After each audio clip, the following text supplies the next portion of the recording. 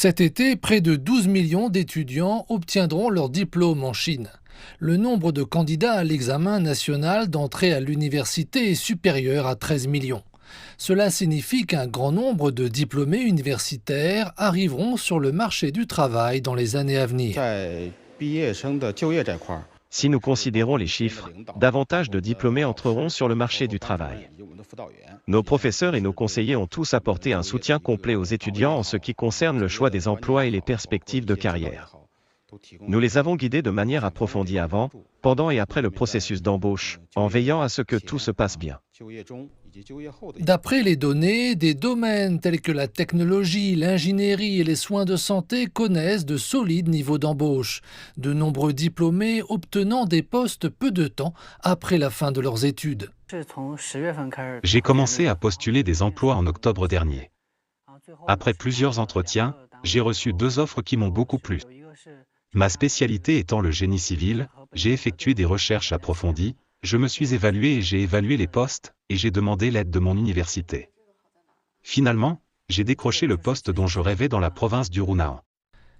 Contrairement à Liu, Mayanchi s'est spécialisée dans les études africaines. Elle a suivi un parcours de recherche d'emploi moins conventionnel, mais affirme avoir trouvé une orientation qui la passionne. En fait, lorsque j'ai fait mon doctorat, j'ai mené des recherches dans toute la région africaine. Lorsque j'étais sur le point d'obtenir mon diplôme, j'ai voulu continuer dans cette voie et j'avais 2 possibilités devant moi.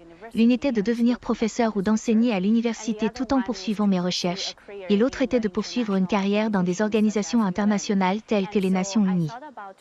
J'ai donc choisi la seconde option parce que je veux changer.